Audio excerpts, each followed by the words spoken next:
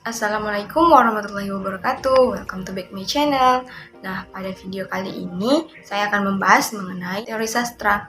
Nah, sebelum lanjut ke video, jangan lupa subscribe dulu ya bagi yang belum subscribe.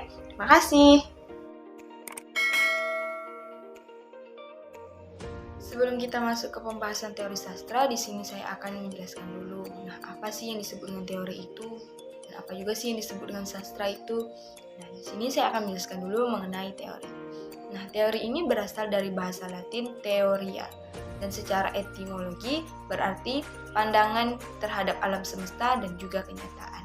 Nah, sedangkan menurut pandangan umum, teori ini diartikan sebagai konsep, proposisi yang memiliki hubungan dan juga teruji kebenarannya.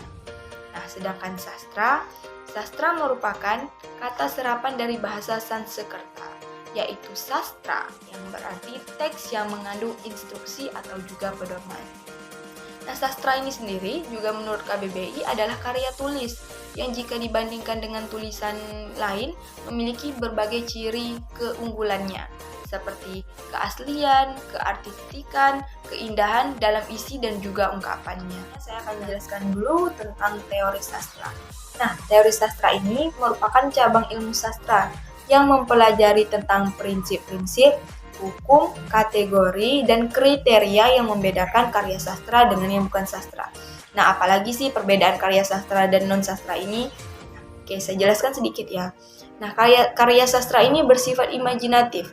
Artinya, seorang pengarang biasanya membuat karya itu melalui apa yang dipikirkannya, berasal imajinasinya, lalu dia tuangkan ke dalam sebuah karya.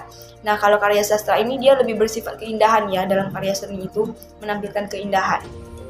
Nah, contohnya itu seperti puisi, prosa naratif, novel, dan lain-lain sebagainya.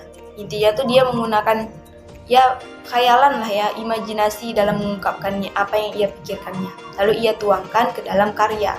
Nah, sedangkan yang non sastra ini atau yang bukan sastra biasa kita kenal itu dengan karya ilmiah.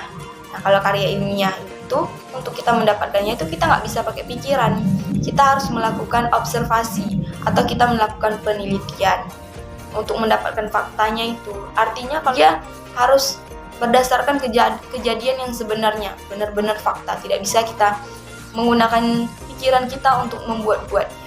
Nah, secara umum, teori sastra adalah suatu sistem ilmiah, pengetahuan sistematik atau tersusun yang menetapkan pola hubungan antara gejala-gejala yang diamati. Kita pasti pikir kan, bertanya-tanya, apa sih kita harus belajar teori sastra, apa sih teori sastra gitu.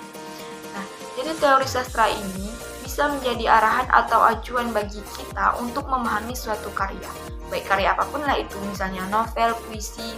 Nah, kalau sudah ada teorinya, kita tuh mudah memahaminya. Apa sih sebenarnya misalnya dia membuat ini. Nah, untuk memahami itu kita butuh teori. Jadi di sini teori sastra ini sebagai teori dasar, kacamata atau bagaimana cara kita melihat karya tersebut. Nah, jadi begitulah. Nah, jadi cukup penting ya kita belajar teori sastra ini. Nah, itu tadi video teori sastra dari saya. Semoga apa yang saya sampaikan itu bermanfaat untuk kita semua, bisa menambah ilmu kita juga. Dan terima kasih sudah menonton. Wassalamualaikum warahmatullahi wabarakatuh.